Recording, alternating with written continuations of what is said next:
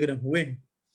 तो इसके लिए मैं कुछ इसमें भूमिका रूप में एक वस्तु को और ऐड करना चाहता हूं, और वो यही कहना चाहता हूं कि हम इस समय जिस ग्रंथ को देख रहे हैं वो स्वतंत्र ग्रंथ नहीं, अपने आप में संप्रदाय के विशद बृहद आकार ग्रंथों में से एक सप्रकाश तत्वार्थ दीप निबंध श्री महाप्रभु जी की एक बहुत ही विलक्षण कृति है।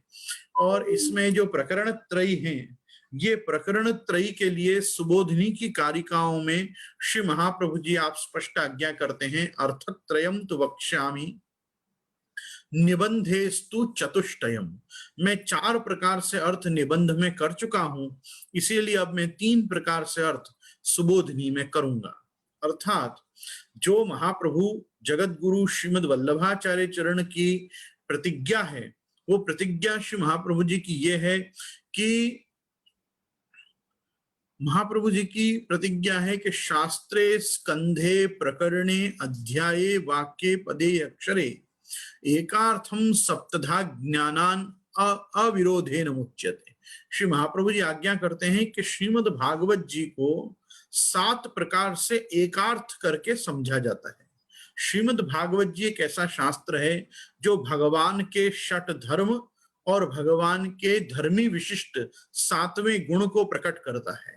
तो यशश्री ऐश्वर्य वीर्य ज्ञान और वैराग्य, ये भगवान में 6 धर्म होते हैं।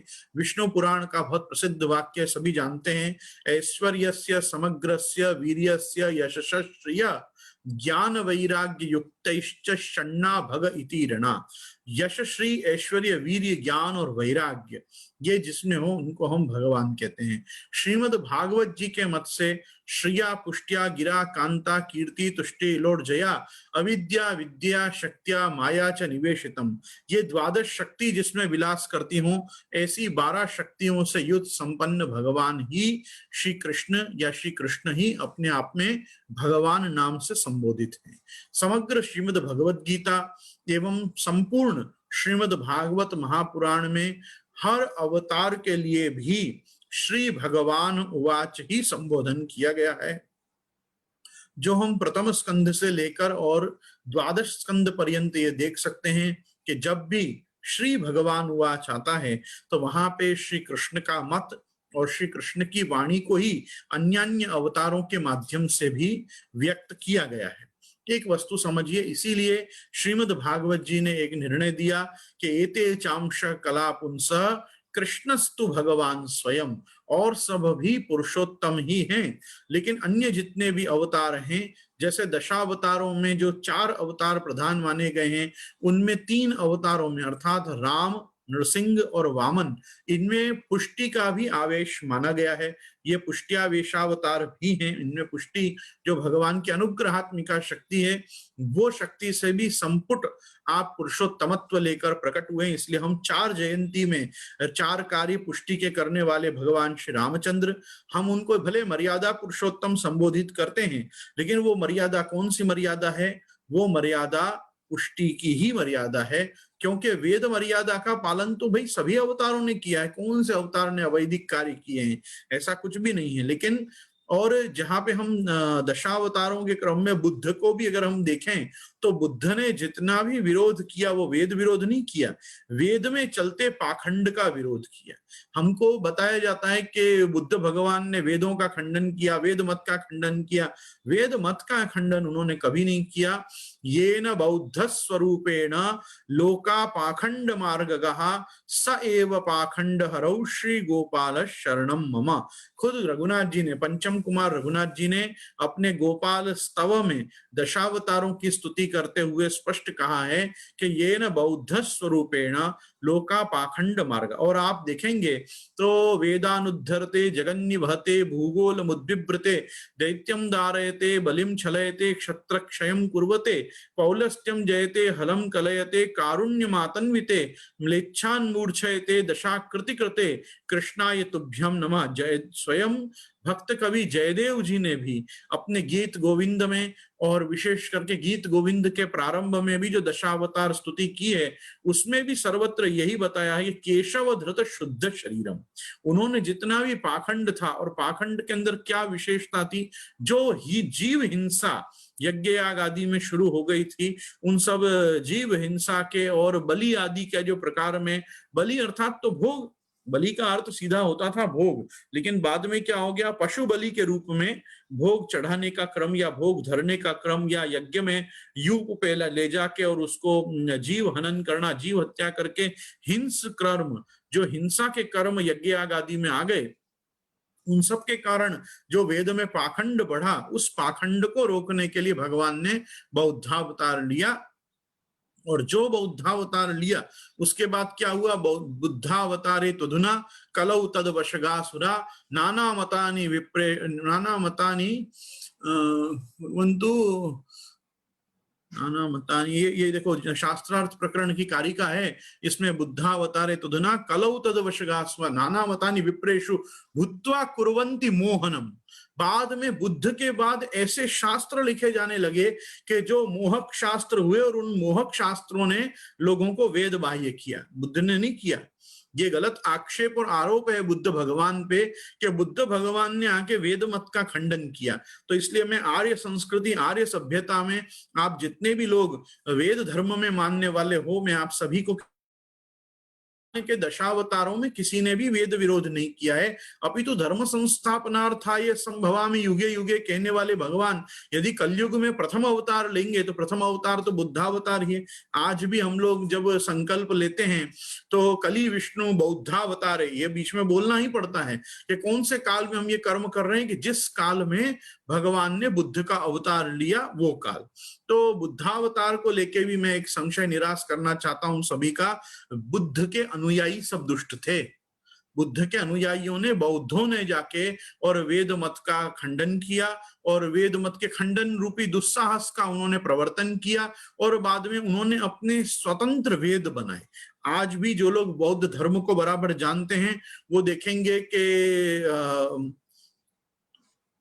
अभिधर्म पिटक,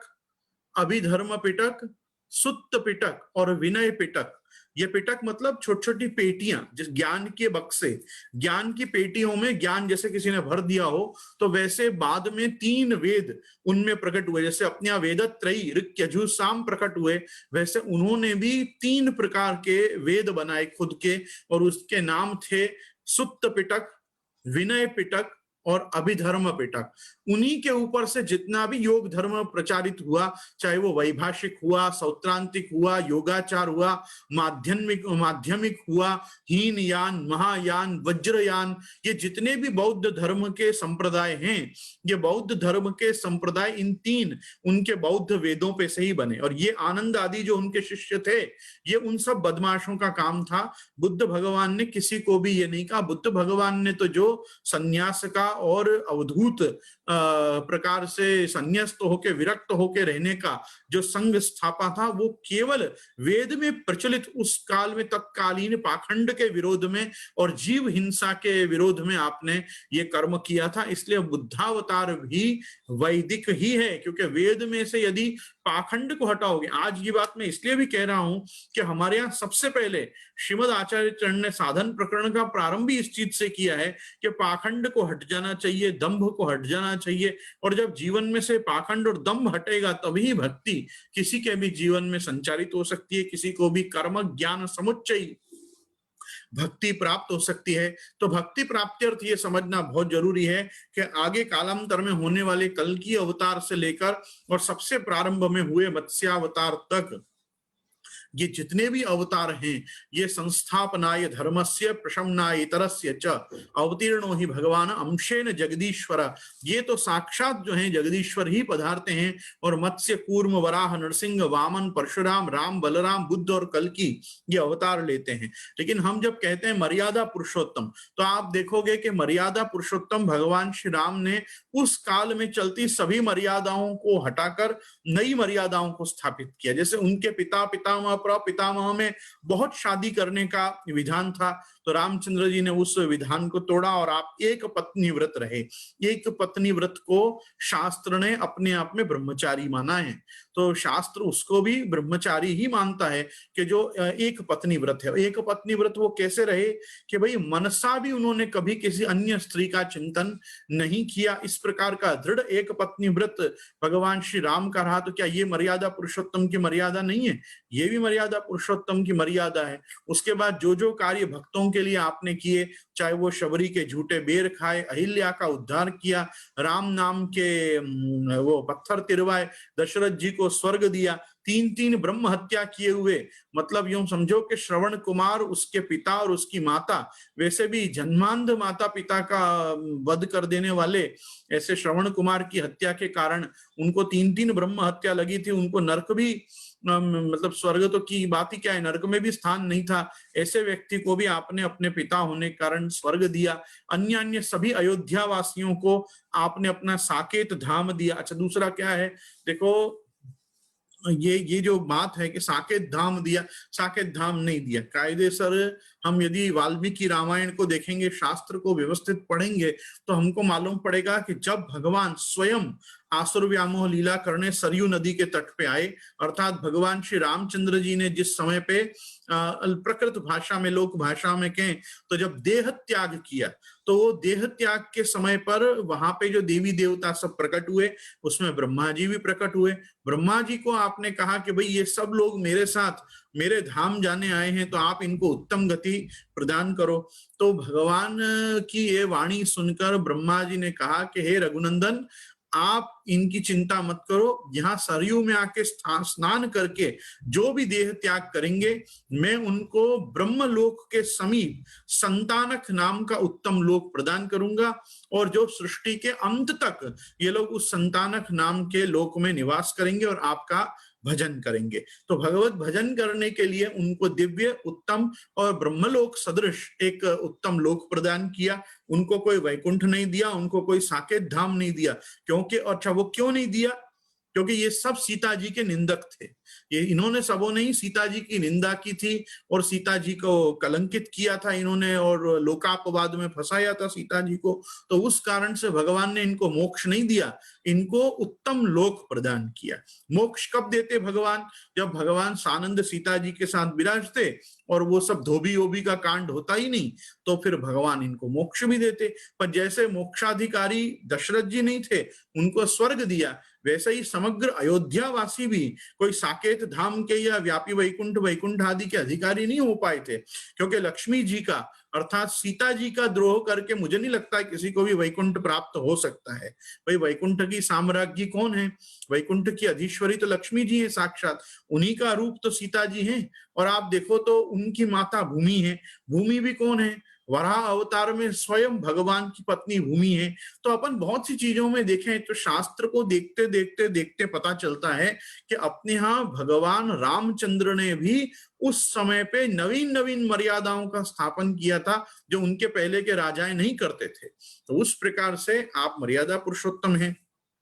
भगवान नरसिंह हैं, वो तो केवल एक भक्त के लिए ही आविर्भूत हुए हैं, यही कितना बड़ा पुष्टि का कार्य है। और वामन जी ने तो स्वयं बलिराजा की संपूर्ण शरणागति, मतलब अज्ञात, सज्ञात और प्रपत्ति, ये तीनों प्रकार की शरणागति उनको प्रदान की, तो ये भी पुष्टि का कार्य है। तो सब हम जितनी जयंती मना रहे हैं, ये सब भी पुष्ट्यावेश अवतार ही हैं। जैसे शक्त्यावेश अवतार होते हैं, ज्ञानावतार होते हैं, अलग अलग प्रकार के अंश कला अवतार होते हैं। लेकिन फिर भी भागवत जी ये निर्णय तो देती है कि एते चांश कला पुंसा कृष्णस्तु भगवान स्वयं, और सब तो ठीक है, लेकिन भगवान जिनको हम कह रहे हैं वो तो भगवान श्री कृष्ण ही हैं। और ये जो सब अवतार हो रहे हैं, ये केवल नारायण के अवतार नहीं हैं। श्रीमद् भागवत महापुराण में वर्णित जो अवतार हैं, वो यज्ञ रूपो हरि ही पूर्व कांडे ब्रह्म तनु परे अवतारी हरि कृष्ण श्री भागवत ईरियते, भागवत जी के जो अवतार क्रम हैं वो पूरे 24 अवतार भगवान श्री कृष्ण के ही दशावतारों का विस्तार है। तो शक्त्यावेश अवतार जो माने जाते हैं, आवेशावतार, शक्त्यावतार, कलावतार, ज्ञानावतार, जैसे भगवान रामचंद्र जी स्वयं हैं वो हास्यावतार हैं, वामन जी जो हैं वो विराट पुरुष के कटी मेखला का अवतार हैं, नरसिंह जी जो हैं वो भगवान की कौस्तुभ मणि का अवतार हैं। ऐसे अलग अलग अवतारों में भी विराट पुरुष में से कहाँ उनकी स्थिति, उत्पत्ति और धाम है उसका निरूपण किया गया। विशेष जिसको ज्यादा जानकारी इस विषय में लेनी हो उसको पंचम स्कंद देखना चाहिए।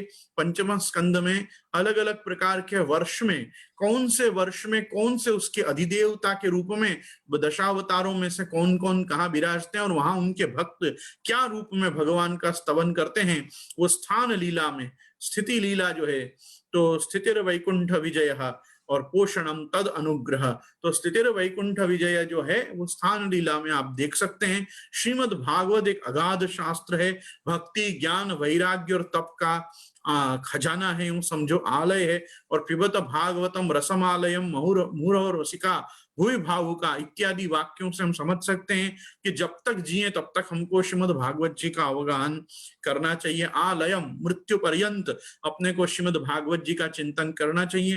भागवत जी के चिंतन क्रम के अंतर्गत आने वाली वस्तु में है भागवत जी की टीका। भागवत जी की टीका सुबोधनी जी, सुबोधनी जी स्वयं तो गद्य पद्यात्मक है ही, लेकिन गद्य पद्यात्मक होने के बाद भी उसमें 3 ही प्रकार के अर्थ विद्यमान हैं। 4 प्रकार के अर्थ तो निबंध में ही दिए हुए हैं। तो ये जिस प्रकाश तत्वार्थ दीप निबंध की हम चर्चा कर रहे हैं, ये प्रकाश, प्रकाश मतलब महाप्रभु जी की खुद की टीका, महाप्रभु जी के ग्रंथ पे महाप्रभु जी की ही टीका। क्योंकि महाप्रभु जी का मैंने पहले भी आपसे ये चर्चा की थी कि एक थॉट प्रोसेस ऐसा होता था वाक्पति का कि वाक्पति को जो विचार आते थे उनको पद्यबंध करके, मतलब उनको बिल्कुल पोइट्री फॉर्म में डाल के कोई ना कोई छंदोबद्ध करके आप खूब सारे पहले श्लोक में अपने विचारों को आप एकत्रित कर लेते थे और बाद में शांति से बैठ के कहीं लगे कि यहाँ विचार को थोड़ा और विस्तार देने की आवश्यकता है तो महाप्रभु जी खुद उसकी टीका आप स्वयं कर दे। तो वो प्रकार से निबंध लिखा गया है। इसलिए तत्वार्थ दीप निबंध पे प्रकाश नाम की महाप्रभु जी की टीका होने से, टीका और ग्रंथ का कर्ता एक ही होने से उसको बोला जाता है सप्रकाश तत्वार्थ दीप निबंध। ये निबंध में प्रधान 3 प्रकरण है। शास्त्रार्थ प्रकरण जो गीतार्थ माना गया है, सर्वनिर्णय प्रकरण, सर्वनिर्णय प्रकरण में पुराणों का अस्तित्व, संहिताओं का अस्तित्व, स्मृतियों का अस्तित्व, वाल्मीकि रामायण का अस्तित्व, महाभारत आदि शास्त्र, व्यास जी के जो प्रतिकल्प व्यासावतार होते हैं उनके सब निर्णय, मतलब जितनी प्रकार के कंफ्यूजन्स, मिसकंसेप्शंस, फॉल्स आइडियाज आपको आ सकते हैं धर्मशास्त्रों को पढ़ने के समय, उन सभी का निरसन श्री महाप्रभु जी ने कर दिया है। फिर कर्म मार्ग, ज्ञान मार्ग, भक्ति मार्ग, इन सब मार्गों का सामंजस्य कैसे बिठाना, कैसे वेद में एक वाक्यता लाना, इन सब चीजों का जैसे आगे जाके नेक्स्ट वर्जन महाप्रभु जी ने पत्रावलंबनम लिखा, उसके पहले का अगर कोई वर्जन हो तो वो सर्वनिर्णय है। नाम ही स्पष्ट कर देता है कि सब चीजों का निर्णय दिया हुआ है। अब शास्त्रार्थ प्रकरण को गीतार्थ क्यों कहा जाता है? क्योंकि देखो गीता जी में जो पदार्थ हैं वो किस प्रकार से दिए गए हैं, सच्चिदानंद के क्रम में दिए गए हैं। सत पदार्थ जगत, चित पदार्थ जीव और आनंद पदार्थ ब्रह्म साक्षात ठाकुर जी स्वयं। तो सच्चिदानंद के रूप में ही क्योंकि गीता जी बनी हुई है। और आप देखोगे मैंने थोड़े दिन पहले भी मेरे लॉकडाउन सीरीज के समय भी ये आपसे चर्चा की थी कि गीता जी में है ना 6 अध्याय के 3 शतक हैं। शतक कैसे होते हैं? 6 अध्याय 6 अध्याय 6 अध्याय। तो एक वेद का महावाक्य है तत्वमसि श्वेत केतो हो, तत्वमसि, तत्वम असि। तो सबसे पहले जो है ना वो अर्जुन को बताया गया है त्वम पदार्थ, तू क्या है। तो सबसे पहले 6 अध्याय तक क्या मैटर चलेगा? जीव का स्वरूप। फिर मैटर चलेगा तत्पदार्थ, तत् मतलब भगवान। तो त्वम पदार्थ हो गया, पहले आत्मबोध कराएंगे, आत्मबोध के बाद क्या होगा? ब्रह्मबोध होगा। तो फिर बाद में त्वम पदार्थ है और बाद में इन दोनों का असि जो शाश्वत है, नित्य है। क्या नित्य है? तो ब्रह्मी चेतना और भगवत परिणाम, ये इसका आत्यंतिक लय नहीं होता। तो प्रागा भाव, प्रध्वंसा भाव, अत्यंता भाव, अन्योन्या भाव आदि को समझाते हुए श्री महाप्रभु जी शास्त्रार्थ प्रकरण में गीता जी का अर्थ इस प्रकार से करते हैं कि पहले उपोद्घात प्रकरण आएगा, फिर सत प्रकरण आएगा, चित प्रकरण आएगा, फिर आनंद प्रकरण आएगा, फिर उपसंहार प्रकरण आएगा, फिर परमत, पहले उपसंहार प्रकरण से पहले परमत निराकरण आएगा।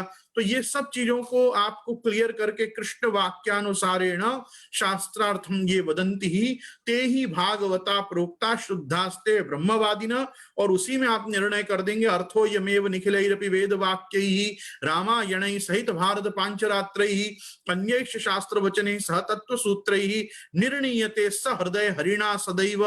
मैं जितने प्रकार से भी अर्थ करूंगा शास्त्र के, उसमें मैं वेदों का मत लूंगा, निखिलैरपि वेद वाक्यैः रामायणैः सहित भारत महाभारतम, महाभारत पंचरात्रैः पांचरात्र ग्रंथों को भी लूंगा, अन्य शास्त्र वचन ही, शास्त्र के और भी जो प्रकार हैं उनके वचनों को भी उद्धृत करूंगा, सह तत्व सूत्र ही, और मैं तो इन सब का रखूंगा ब्रह्म सूत्रों को, और निर्णयते सहृदय हरिणा सदैव, और प्रभु को प्रसन्नता हो उस प्रकार का मैं हर चीज का निर्णय दूंगा।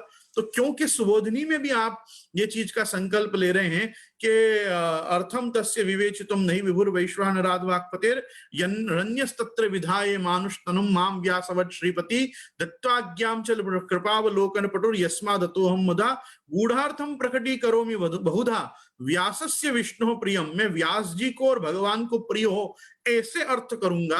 तो यहां भी वही कहा है कि निर्णीयते सहृदय हरिणा सदैव, तो मैं प्रभु को प्रसन्नता हो वैसे निर्णय दूंगा। तो महाप्रभु जी गूढ़ार्थम प्रकटी करोमि बहुधा व्यासस्य विष्णु प्रियम करने पधारे हैं, महाप्रभु जी भागवत जी का अर्थ करने पधारे हैं, और क्योंकि भागवत जी का अर्थ करना ही उनके जन्म का प्रधान प्रयोजन है, विशेष करके दशम स्कंध का अर्थ प्रकट करना ये श्री महाप्रभु जी का विशेष प्रयोजन है अवतार का दैवोद्धार करने के अलावा।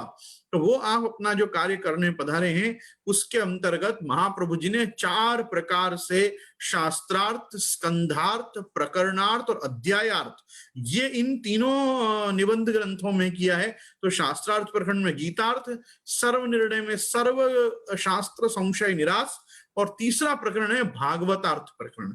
अब भागवतार्थ प्रकरण का मैटर क्या है? तो वे भागवतार्थ प्रकरण का मैटर है कि श्री कृष्णम परमानंदम दशलीलायुतम सदा सर्व भक्त समुद्धारे विस्फुरंतम परम नुमा। दशलीलायुत होके भगवान श्रीमद् भागवत में कैसे सर्व प्रकार के भक्तों का उद्धार करता है। तो दशलीला क्या है? अत्र सर्गो विसर्गश्च स्थानम पोषण मूतय मनवंतरेशानुकथा निरोधो मुक्तिराश्रय। तो सर्ग लीला, विसर्ग लीला, स्थान लीला, पोषण लीला, उति लीला, मनवंतर लीला, ईशानुकथा लीला, निरोध लीला, मुक्ति लीला और आश्रय लीला, ये तृतीय स्कंद से लेकर और द्वादश स्कंद पर्यंत की ये 10 लीलाएं प्रभु की प्रधान लीलाएं हैं। इसमें दशम स्कंद जो है वो निरोध लीला है, एकादशम स्कंद मुक्ति लीला है, और द्वादश स्कंद जो है वो आश्रय लीला है। तो लेकिन पहले 2 स्कंद का क्या होगा? तो महाप्रभु जी समझाते हैं कि प्रथम जो 2 स्कंद हैं वो श्रीमद् भागवत जी में अधिकार लीला और साधन लीला है। तो पहले 2 स्कंद हो गए, और पहले 2 स्कंद के बाद ये क्या है? अधिकार लीला, साधन लीला। कि भाई अधिकार किसके हैं? भक्त के हैं। और साधन किसको चाहिए? भक्ति का, वो भी भक्त को चाहिए। तो पहले 2 लीला जो है वो भक्त संबंधित है, और फिर तीसरे अध्याय से जो लीला है सर्ग आदि से वो ले सब जो है वो सब भगवत संबंधी लीलाएं हैं। तो इस प्रकार से अपन प्रथम स्कंद, द्वितीय स्कंद को देखें तो अधिकार लीला और साधन लीला है, और उसके बाद सर्ग लीला से लेके और आश्रय लीला पर्यंत ये 12 स्कंधों से युक्त द्वादशांगो वही पुरुषा, जैसे 12 अंग श्री गोवर्धन धर्म है वैसे ही ये द्वादश स्कंधात्मक ये श्रीमद् भागवत शास्त्र स्वयं है। ये साक्षात पुराण पुरुषोत्तम है, ये भगवान नामात्मक स्वरूप है। तो नमो भगवते तस्मै कृष्णाय अद्भुत कर्मणे रूप नाम विभेदेन जगत क्रीडत यो यत। एक ठाकुर जी के रूप में पधारते हैं, एक श्रीमद् भागवत जी के रूप में पधारते हैं। इसलिए मैं कहता हूं श्रीमद् भागवत जी की सेवा, भागवत जी का पारायण, भागवत जी का चिंतन, भागवत जी का मनन, भागवत जी के माध्यम से भगवत चरित्र लीला का अवगाहन, लीला गुणानुवाद, ये सब भी कृष्ण सेवा ही है। ये भी कृष्ण सेवा है। कोई जरूरी नहीं है कि आदमी घंटी बजा के ठाकुर जी जगा के और आश्रय के पद पौड़ाने पर्यंत तक की जो सेवा करे वो ही भगवत सेवा है। वो तो भगवत सेवा साक्षात है ही। स्वरूप सेवा को तो कौन नकार सकता है। मूर्तिवाद और मूर्ति पूजा ये तो जो है वो सनातन धर्म में आदि कल्प से चली आ रही है। ऐसा नहीं है कि कोई अभी की है। लोग कहते थे पहले सब यज्ञ आग आदि में हो जाता था, ऐसा कुछ भी नहीं है। बद्रीनाथ जी विराज रहे, सत्युग से विराज रहे, त्रेता से विराज रहे रंगनाथ जी और वेंकटनाथ जी, वेंकटेश्वर बालाजी और रंगनाथ जी त्रेता से विराज रहे, द्वापर से प्रभु द्वारकाधीश विराज रहे हैं, रणछोड़ राय जी विराज रहे हैं, पांडुरंग विठलनाथ जी विराज रहे हैं, सब द्वापर से विराज रहे हैं, जगदीश प्रभु जगन्नाथ जी आप साक्षात कलयुग से विराज रहे हैं। तो क्या चारों धाम में विराजने वाले के चार युग को रिप्रेजेंट नहीं कर रहे? बिल्कुल कर रहे हैं। और इन सभी युगों में ये जो गोवर्धनो गिरो रम्य सदा लीलाम करोति श्रीनाथम देव दमनम प्रवदंती विसज्जना, नहीं सुनते? हम बिल्कुल सुनते हैं। श्रीनाथ जी आप साक्षात तो सर्वयुगान स्युत प्रभु, आप पुष्टि पुरुषोत्तम अपने परम धाम में आप विराजी रहे गोवर्धन धर साक्षात। तो ऐसा है कि हमारे यहाँ सेवा जो है वो कृष्ण सेवा जो है, वो कृष्ण सेवा तो आदिकाल से चली आ रही है। चाहे वो नर नारायण ऋषि के रूप में मार्कंड ऋषि को मिलते हो, या करार विंदेन पदार विंदम मुखार विंदे विनिवेशयंतम वटस्य पत्रस्य पुटे शयानम बालम मुकुंदम मनसा स्मरामि। सृष्टि के आदि में, कल्प के आदि में, मनवंतर के आदि में, आप परार्ध के आदि में जब आप वटपत्र पे शयन करते और अंगुष्ठ चोषकम गूढ़ रस पोषकम स्वल्प संतोषकम कृष्ण चंद्रम, इस रूप में जब आप दर्शन देते हैं मार्कंडे ऋषि को, तो मार्कंडे ऋषि भी कौन है? मार्कंडेय महाबाहो सप्त कल्पांत जीविना, 7 कल्प तक तो वो खुद जीवित बैठे हैं मार्कंडे ऋषि,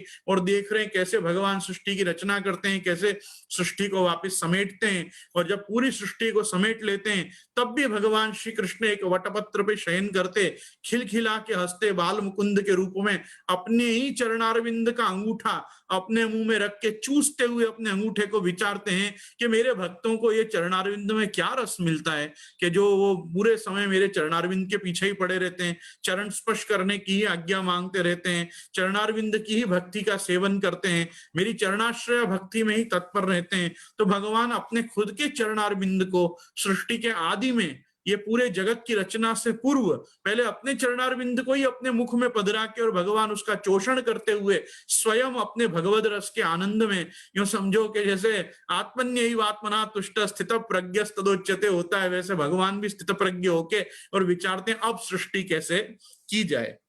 और तो उसके बाद कुछ पदार्थों का निर्माण आप खुद स्वयं करते हैं, पंच महाभूत आदि सभी चीजों का, ये प्रधान प्रकृति देवताओं का। प्रकृतिस्थ देवताओं में सबसे पहले त्रिगुणात्मक सत्व गुण से विष्णु, रजोगुण से ब्रह्मा, तमोगुण से शिवादि, इन सबों का सृजन करके मरीचि आदि सभी प्रजापतियों की रचना आप भगवान करते हैं।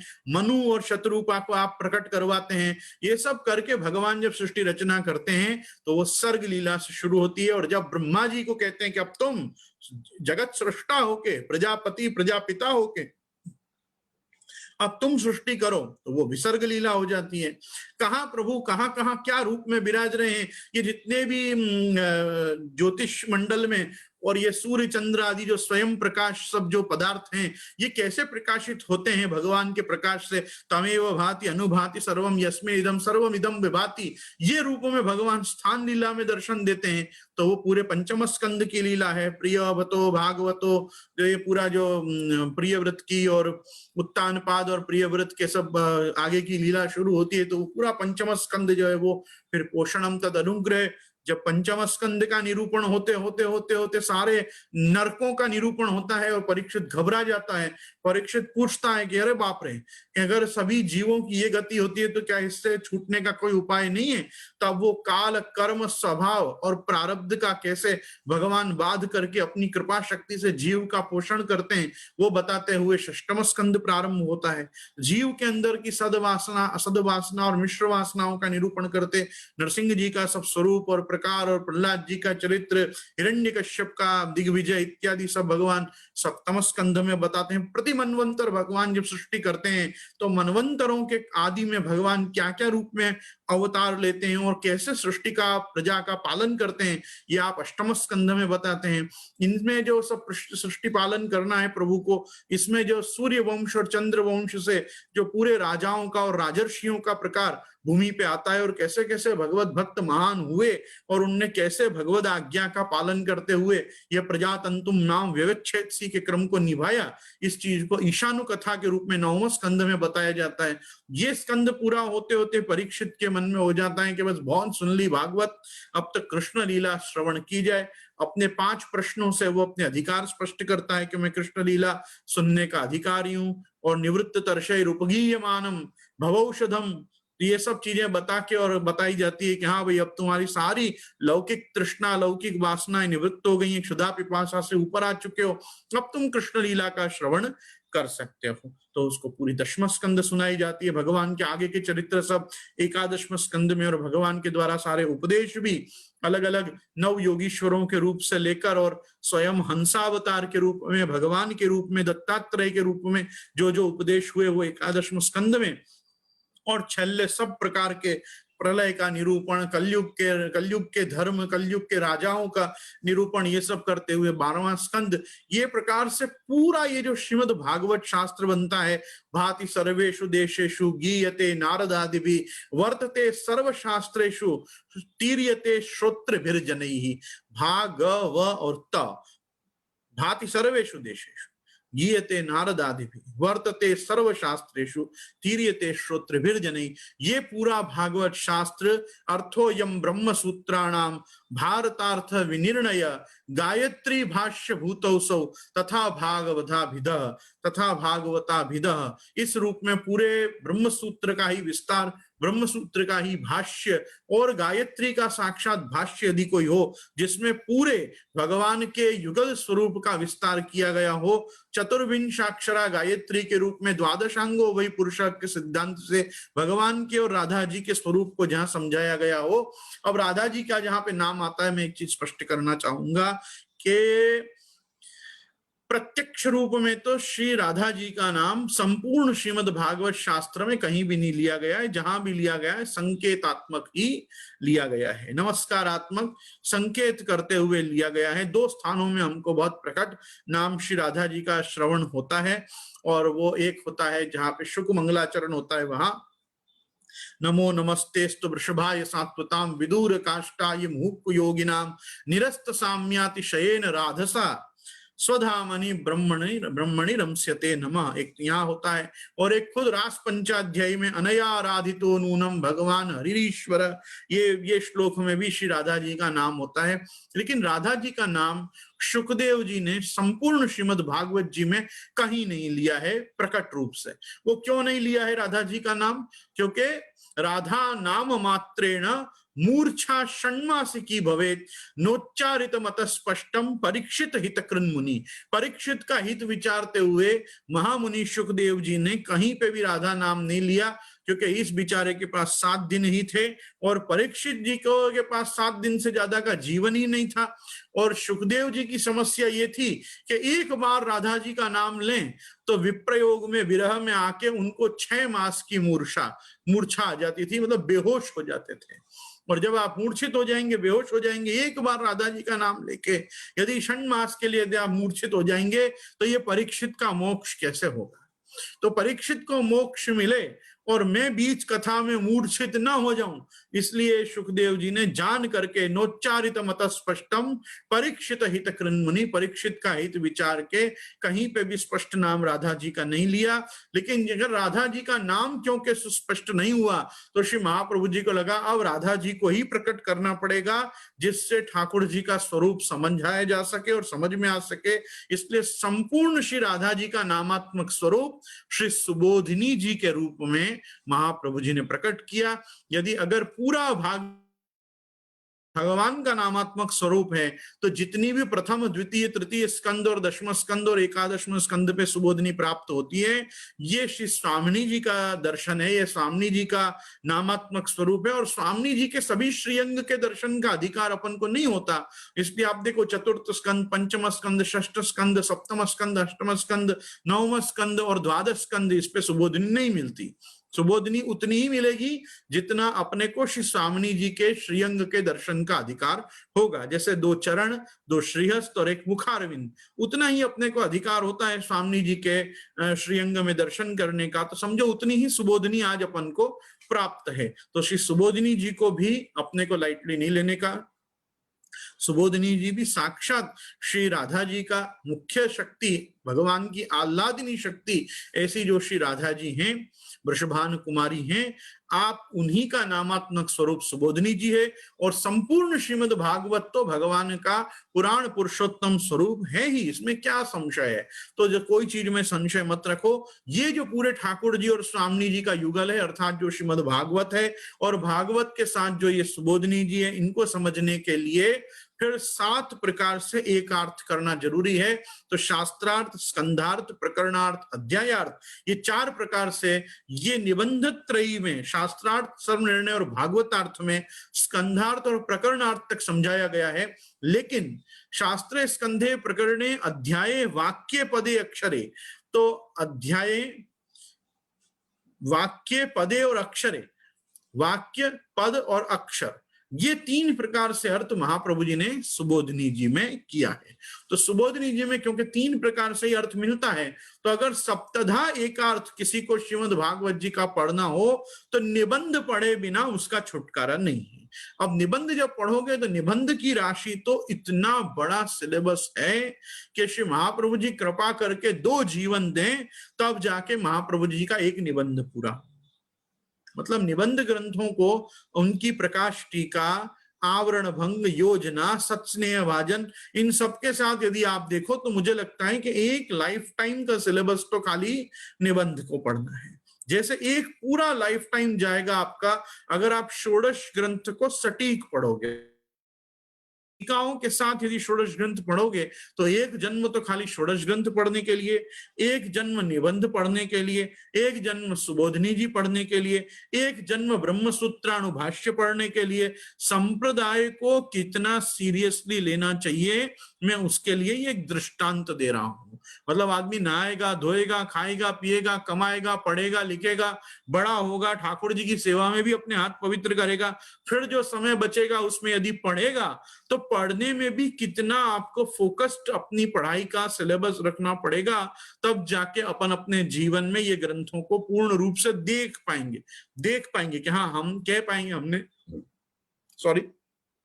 निबंध देखे, हमने सुबोधनी देखी, हमने भाष्य देखा, हमने षोडश ग्रंथ और अन्य उनकी टीकाओं को देखा।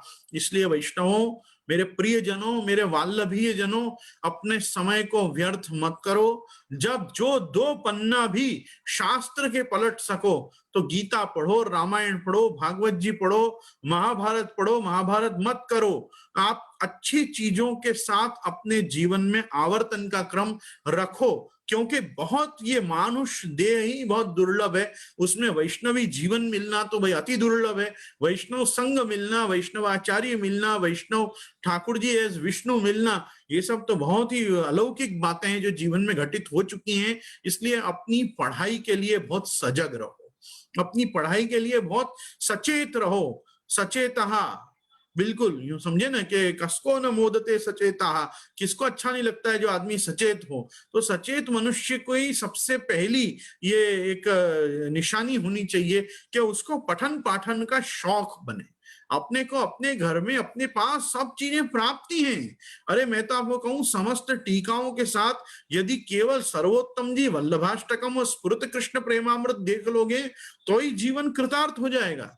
जीवन में श्री महाप्रभु जी को समझ लिए, श्री गोपीनाथ जी और गुसाई जी को समझ लिए तो ही अपन सब कृतार्थ हैं। अरे 41 पद का अगर हार्द व्यक्ति के हृदय में बैठ गया और यमुनाष्टक की समस्त टीकाओं के साथ केवल श्री यमुना जी को समझ लिया तो अपन सब कृतार्थ हैं। तो आप एक वस्तु समझो कि चाहे श्रीनाथ जी रूपी पदार्थ लो अलौकिक में, चाहे यमुना जी लो, चाहे महाप्रभु जी लो, गुसाई जी लो, तो श्री कृष्ण, श्री मदाचार्य, प्रभु श्री विठलेश्वर तथा लीलास्त सामग्री नैतत् साम्यम कथंचन, ये पूरी लीला सामग्री को समझ लो तो आपको लगेगा, देखो ब्रज भूमि, ब्रज का महात्म्य समझो। आज अपने को लगता है कि मथुरा और गोकुल, वृंदावन और कामा और जतिपुरा हो गया ब्रजमंडल। अरे ब्रजमंडल तो वहीं पूरा हो गया जहाँ श्री यमुना जी गिरिराज जी कर लिए। फिर तो भाई सभी चीजें एक सी हैं यमुना जी गिरिराज जी के सामने। लेकिन फिर भी आज अपन ब्रज का सुख लें, ब्रज का आनंद लें, ब्रजवास करें, तीर्थवास करें। और तीर्थवास में चंपारण जाके कुछ समय रहें, नाथद्वारा जाके कुछ समय रहें, चुनार जाके कुछ समय रहें, ब्रज में जाके कुछ समय रहें। और वहां रह के करें क्या? वहां रह के यही करें कि श्री महाप्रभु जी के लिखित ग्रंथों का अध्ययन करें, अध्यापन करें, सत्संग करें, जितना हो सके अष्टाक्षर पंचाक्षर को जपें, खूब सारे पाठ करें, कीर्तन करें। कीर्तन साहित्य, कितनी बड़ी कीर्तन राशि अपने यहाँ है। परमानंद सागर, सूर सागर, गोविंद सागर, एक एक सब अष्ट सखा सब सागर ही सागर हैं। एक भी ये अष्ट सखा में से एक का भी चरण पकड़ लिया तो वो सखा ही अपने को तार देगा, चाहे सूरदास जी हो कि कुम्मन दास जी हो। आज उनके पदों का लालित्य, उनके पदों का माधुर्य, उनके पदों में रही हुई लीला का क्रम इतना भी समझ में आ गया तो क्या वो श्रीमद् भागवत जी से कम है? आज पूरी सूर सारावली श्री सूरदास जी के द्वारा रचित पूरी श्रीमद् भागवत जी की संपूर्ण लीला है कि जो सूरदास जी ने गाई है। आज पूरा ब्रज भयो महर के पूज जब यह बात सुनी, पूरा पंचम अध्याय नंद महोत्सव का जन्म प्रकरण का सार, चारों अध्याय और पांचवें अध्याय जन्म प्रकरण का सार यदि कहीं कह दिया हो तो वो पूरा वो कह दिया। सर्वोत्तम जी सदृश 35 टुकों में बना हुआ श्री दान लीला का प्रकार, गोवर्धन की शिकरते मोहन दीनी टेर, अंतरंग सो कहते सब ग्वालिन राखो घेर, नागरी दान दे तुम नंद मेहर के लाल। ये सब आप देखो, पूरी पूरी दान लीला को देखो, अन्नकूट गोवर्धन पूजा की सरस लीलाओं को देखो, गोद बैठ गोपाल कहत ब्रजराज से को देखो, अपने अपने टोल कहत ब्रजवासियां देखो। आप लीला में अगर उतर गए तो आप लीला में इतने नीचे उतरते चले जाओगे कि कब लीला के साथ संबंध बन जाएगा आपको पता नहीं चलेगा, और सेवा का संबंध और दृढ़ होता ही चला जाएगा यदि हम कीर्तनों को पढ़ के उनका भावार्थ और उनकी भाषानुवाद से अपन उसका अर्थावगाहन करने लगे। मैं जो चीज इस समय बताना चाह रहा हूं ये है, संप्रदाय को कहीं से भी स्पर्श करो, संप्रदाय को कहीं से भी स्पर्श करोगे और उससे आनंद लेना शुरू करोगे ना, तो क्योंकि ये सब भगवान श्री कृष्ण के आनंद निधि, आनंदात्मक स्वरूप, सघन स्वरूप का ही ऐसा विस्तार है, इसलिए आप घनीभूत और द्रवीभूत रस में ही ओतप्रोत हो जाओगे। आपको फिर बाहर के दुनिया की कोई इच्छा कामना ही नहीं रहेगी। आप खुद सूरदास जी की तरह बोलोगे, जहां श्री सहस्त्र सहित हरि क्रीडत शोभित सूरज दास, अब न सुहाय विषय रस छिल्लर वा समुद्र की आस। तो अपना संप्रदाय तो वो आनंद का समुद्र है कि जिसमें पड़े रहने में ही अपने को आनंद ही आनंद है, क्योंकि वहां पे आनंद तो साक्षात कृष्ण रूप, सभी सब कृष्ण रूप है। क्या श्री कृष्णाम कृष्ण समाम कृष्ण रूपाम कृष्ण रसात्मिकाम कृष्ण लीला रसधरजनाम कृष्ण संबंध कारिणीम, क्या श्री यमुना जी कृष्ण रूपा नहीं है?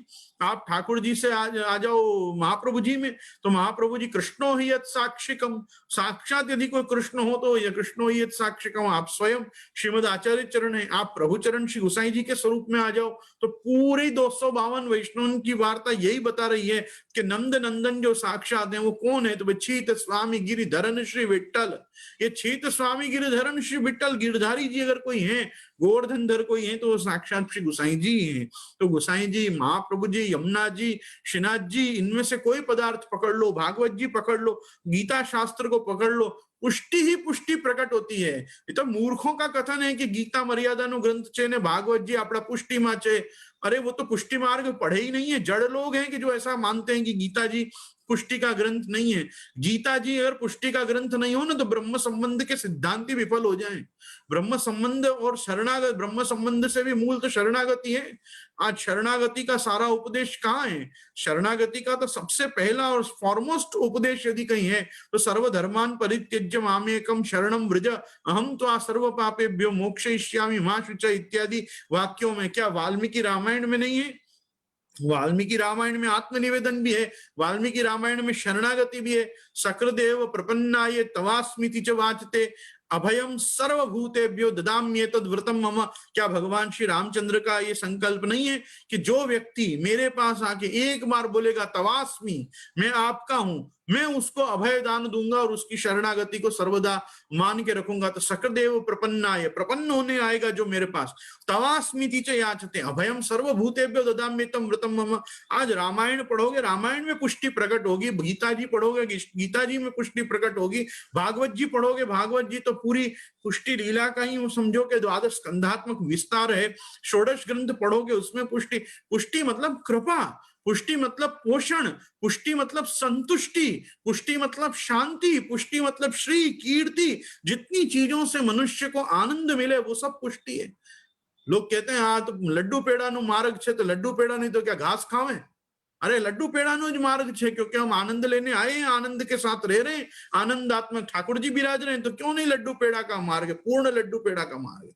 मोहन थाल मठड़ी का भी मार्ग है, पर मोहन थाल मठड़ी खा के करना क्या है? ग्रंथ देखना है। लड्डू पेड़ा खा के करना क्या है? ठाकुर जी की सेवा करनी और लीला का स्मरण करना है। तो लीला का स्मरण और लीला का चिंतन और लीला से ओतप्रोत रहना, ये सब चीजों का मसाला, ये सब चीजों का मसाला सामान जोड़ के जो रसोई बनाई जा रही है महाप्रभु जी के द्वारा, वो ये साधन प्रकरण है। साधन प्रकरण क्या है? महाप्रभु जी के द्वारा सबसे पहले सेवा का उपदेश है। सेवा करनी चाहिए, सेवा करनी चाहिए, कृष्ण की सेवा करनी चाहिए। इनसे तो षोडश ग्रंथ भरा हुआ था। फिर अचानक की साधन प्रकरण में ये सब बोलने की क्या जरूरत? अरे वहां बताया करनी चाहिए, और यहाँ बता रहे कैसे करनी चाहिए। वहां बताया किसको करनी चाहिए, यहाँ बताया क्या करना चाहिए। ये सब चीजों में यत्र येन यतो यस्मै यस्मै यद्यद् यथा यदा स्यादिदं भगवान साक्षात प्रधान पुरुषेश्वर।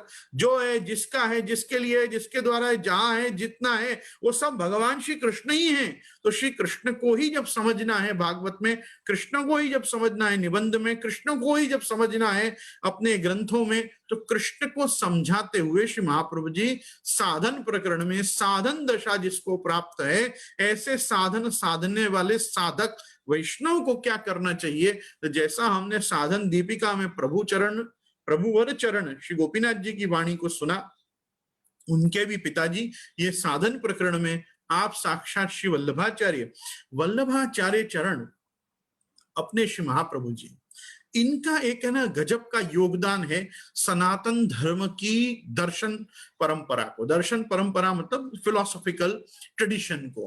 अब इनके जो फिलोसॉफी है शुद्धाद्वैतवाद, ब्रह्मवाद। हम जो भी बात करते हैं, हम केवल अद्वैतवादियों की तरह माया को बीच में रख से परे होके बात करते हैं। क्यों? माया को तो हम भगवत शक्ति मानते हैं। हम इतने दिन से सुन ही रहे हैं, माया जो है वो क्या है? भगवत शक्ति रूपा है। और माया च निवेशितम, द्वादश शक्तियों में माया का भी निवेश किया गया है। तो माया जो है वो वैष्णवी व्यतनोन्माया में है, और विष्णु और भगवती माया योगी नाम अपनी मोहिनी है। तो जो भगवान की सत्स्वरूपा शक्ति रूपा माया शक्ति है, वो अपने यहाँ महाप्रभु जी ने उसको, महाप्रभु जी ने भी नहीं, स्वयं वेदव्यास जी ने उसको भगवान की दासी मानी है। अपश्यत पुरुषम पूर्णम मायाम च तदुपाश्रयाम, अपने यहाँ का पाठ जो है सम्मत पाठ वो ये है। और अपश्यत पुरुषम पूर्वम मायाम च तदुपाश्रयाम, ये जो है ये श्रीधरी सम्मत पाठ है। तो श्रीधराचार्य जो है वो मायावादी हैं। श्रीधराचार्य जो है वो पूरी गोवर्धन मठ के शंकराचार्यों में से एक शंकराचार्य हैं। महाप्रभु जी से पूर्व उन्होंने भागवत जी पे जब टीका की तो उन्होंने स्पष्ट किया कि व्यासम वेत्ति शुकम वेत्ति राजा वेत्ति न वेत्ति वा श्रीधरम सकलम वेत्ति श्री नरसिंह प्रभावता। नरसिंह जी उनका इष्ट थे, नरसिंह उनको सिद्ध थे। उन्होंने ऐसा बताया कि नरसिंह जी ने मुझ पे कृपा की और मैंने पूरी भागवत जी की टीका की। तो भागवत जी को कौन समझा?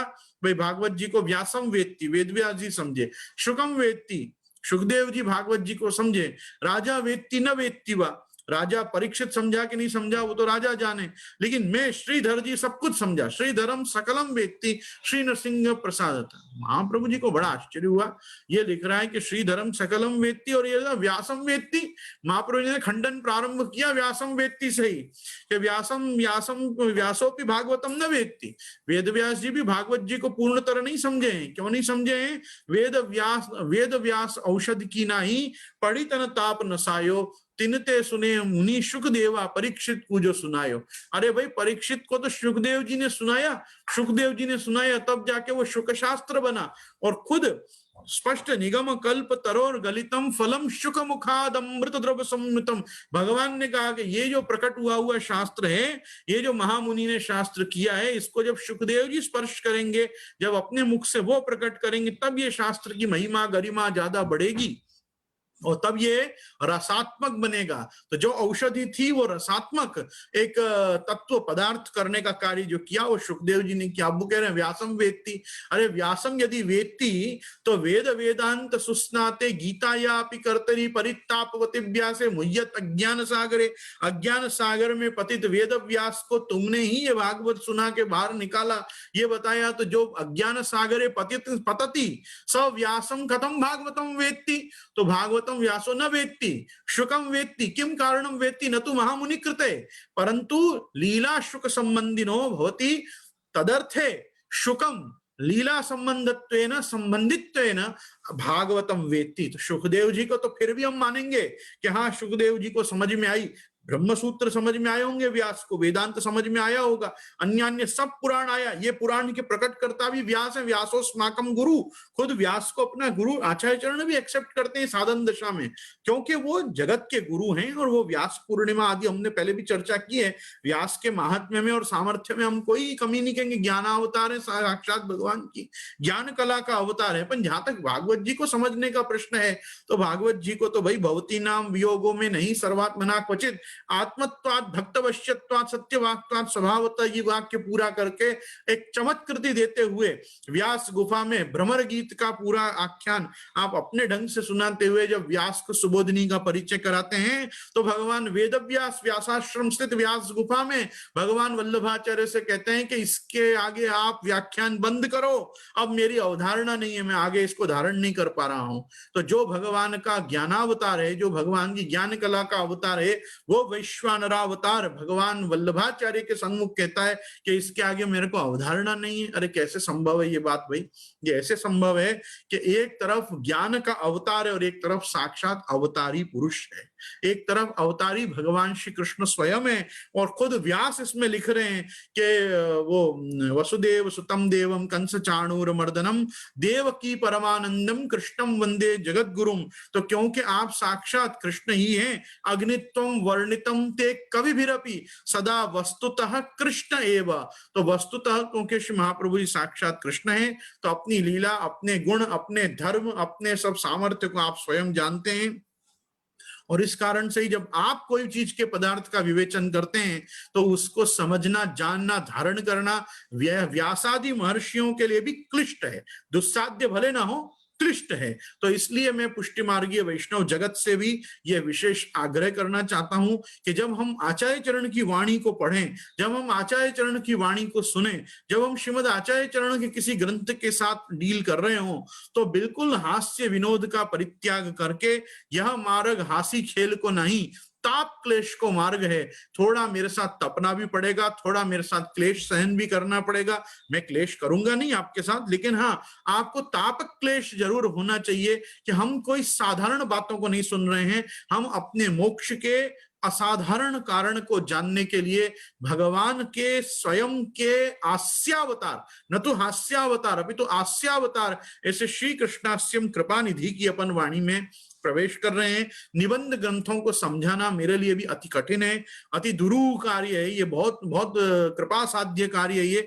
जब श्री महाप्रभु जी मुझ पे कृपा करेंगे, श्री गोपीनाथ जी प्रभुचरण आप कृपा करेंगे, हरिराय जी पुरुषोत्तम जी कृपा करेंगे, तब मैं दो शब्द आपके साथ ये पुरुषोत्तम मास के अंतिम चरण तक साधन प्रकरण के मैं कोई डिस्कस कर पाऊंगा। श्री गोपीनाथ जी की तो कृपा अपने ऊपर हुई कि अपन ने जैसे तैसे भी साधन दीपिका थोड़ी बहुत देखी, लेकिन भागते दौड़ते देखी, लेकिन साधन प्रकरण पे बोलने में मुझे अभी भी ऐसा हो रहा है कि क्या पर्याप्त भूमिका मैं आपको दे पा रहा हूं, क्या मैं आपको उसका पूरा एक सिनॉप्सिस आपके सामने रख पा रहा हूं, इसमें मुझे भी संशय। इसलिए मुझे आज द्वितीय दिवस भी कुछ भूमिका संबंधी वार्ता में मेरा लग गया। मुझे तो बहुत इच्छा है कि अधुना तु कलौ सर्वे विरुद्धाचार तत्परा से मैं मंड पढ़ूं और शुरू हो जाऊं प्रकाश टीका के साथ कि ये अर्थ है, ये अर्थ है, ये अर्थ है। लेकिन ये अर्थ के पीछे अनर्थ प्रकट नहीं होना चाहिए, ये अर्थ से भक्ति का उद्रेक और भक्ति का वर्धन होना चाहिए। ये एक मेरा मंगल और पुनीत हेतु आप सभी के साथ है। तो मैं मेरे श्रोताओं को मैं खूब आज माफी मांगता हूं कि मैं आज ग्रंथ थोड़ा बहुत भी चला नहीं पाया समय अभाव के कारण, लेकिन प्रभु कृपा कल करेंगे मुझ पे और मैं जरूर इस ग्रंथ में आपको थोड़ा दिग्दर्शन कराऊंगा अन्य अन्य सभी वस्तुओं का भी। तो मुझे ऐसा है कि आप लोग जब निबंध ग्रंथों को पढ़ें तो निबंध ग्रंथों में अपनी अटूट श्रद्धा उसी प्रकार से रखें जैसी आपने अभी तक यावत जीवन षोडश ग्रंथ के प्रति रखी है। षोडश ग्रंथ जैसे आपके हैं, षोडश ग्रंथ जैसे अपने लिए नित्य उपादेय हैं, वैसे ये सब प्रकरण ग्रंथ भी ऐसे ही हैं कि हमारे दैनंदिन जीवन की बातें हमसे करते हैं। ये कोई ऐसी ट्रांसेंडेंटल ऐसी बातें नहीं कर रहे जिसका मटेरियल जगत में कोई मतलब ना हो। ये मोस्ट रेलेवेंट ग्रंथ है। क्योंकि मैं आपको एक चीज बताऊं, उपसंहार करने के पहले एक वस्तु बताऊं मैं आपको, ये ग्रंथ महाप्रभु जी ने अपने अनुयायियों के लिए नहीं लिखे हैं। सनातन धर्म के सनातन सिद्धांतों को जीने वाली आर्य प्रजा को कन्विंस करने के लिए और उनको संप्रदाय में कन्वर्ट करने के लिए, मतलब कन्विंस करके कन्वर्ट करने के लिए उनको अपने पूरे दर्शन, अपनी पूरी फिलॉसफी, अपनी पूरी आइडियोलॉजी, इन सब चीजों का एक बैकअप देते हुए उनको समझाया है कि देखो श्रीमद् भागवत क्या कह रही है, देखो गीता जी क्या कह रही है, देखो अन्य ब्रह्मसूत्र आदि शास्त्र क्या कह रहे हैं, देखो अन्य पुराणों में क्या विष्णु धर्म प्रकट हो रहा है, कैसे विष्णु परत्व प्रकट हो रहा है। तो ये सब चीजें बताने के लिए महाप्रभु जी जो मेहनत कर रहे हैं, वो मेहनत का यदि सबसे बड़ा कोई फल है तो वो ये निबंध ग्रंथ हैं। ये भाष्य ग्रंथों से भी ज्यादा बड़े हैं। ये पूर्व मीमांसा भाष्य, ब्रह्मसूत्राणु भाष्य, गायत्री भाष्य से भी बड़ी बात है, क्योंकि ये साधारण लोगों के लिए महाप्रभु जी ने लिखे हैं। षोडश ग्रंथ तो किन के लिए लिखेंगे? अरे षोडश ग्रंथ तो ब्रह्म संबंधियों के लिए लिखे। जो महाप्रभु जी का है उसको महाप्रभु जी बिल्कुल बोल देते हैं इति में मति, ऐसा मैं बता रहा हूं, मेरी मति ऐसा ही कह रही है, तुम सुन लो। पर अन्य व्यक्तियों को महाप्रभु जी नहीं कह सकते, जो उनका शरणागत नहीं हुआ है, जो आत्मनिवेदित नहीं हुआ है, उसको महाप्रभु जी कहेंगे इति में मति। तो तुम हो कौन? तो बताना पड़ेगा मैं जगत गुरु हूं, बताना पड़ेगा कि मैं वैश्वानर हूं, बताना पड़ेगा मैं वाक्पति हूं, बताना पड़ेगा मैं विभु हूं। इसलिए मैं तुमसे ये बात कह रहा हूं, सुनो, और ये शास्त्र कह रहे हैं। तो वहां तरुण निर्णय निराश भी करना पड़ेगा, स्वमत मंडन भी करना पड़ेगा, परमत खंडन भी करना पड़ेगा। ये सब जहां हो रहा है वो निबंध ग्रंथ है, आकार ग्रंथ है संप्रदाय के। ये टोटल पुष्टि मार्ग क्या है, ये total in its totality Vallabh संप्रदाय क्या है, शुद्धाद्वैतवाद ब्रह्मवाद क्या है, ये जहां बताया जा रहा है ना, वो निबंध ग्रंथ है। इसलिए पुष्टि मार्गीय वैष्णवों को लगता है आपड़ा माटे आ वधु नथी, आ विद्वानों माटे छे।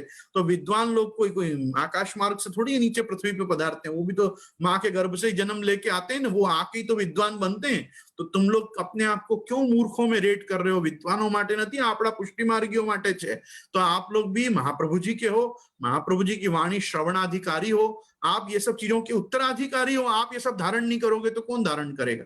तो इसलिए ऐसा नहीं समझना कि ये केवल नॉन ब्रह्म संबंधियों के लिए लिखे गए ग्रंथ हैं। नॉन ब्रह्म संबंधी को सुनाओगे तो वो ब्रह्म संबंध लेगा, वो ब्रह्म संबंध लेने के बाद उसको षोडश ग्रंथ ही सुनाना पड़ेगा। ये एक अलग व्यवस्था है। आइए अपन आश्रय का पद करें और कल अपन महाप्रभु जी से प्रार्थना करें कि मेरे बड़बड़ बंद करावें और थोड़ा टीका और ग्रंथ को आप प्रारंभ करावें। ऐसी महाप्रभु जी के चरणारविंद में विनती। दृढ़ई न चरणन केरो भरोसो, दृढ़ई न चरणन केरो, श्री वल्लभ नख चंद्र छटा बिन, सब योग मांझ अंधेरो भरोसो, दृढ़ई न चरणन केरो, साधन और नहीं आ कली में, जासो हो य निबेरो, सूर्य कहा कहे द्विविध धरो, बिना मूल को चेरो भरोसो, दृढ़ई न चरणन केरो भरोसो। श्री गोवर्धन नाथ की जय, श्याम सुंदर श्री यमुने महारानी की जय, श्री वल्लभाधीश की जय, श्री गुसाई जी परम दयाल की जय, आज के आनंद की जय।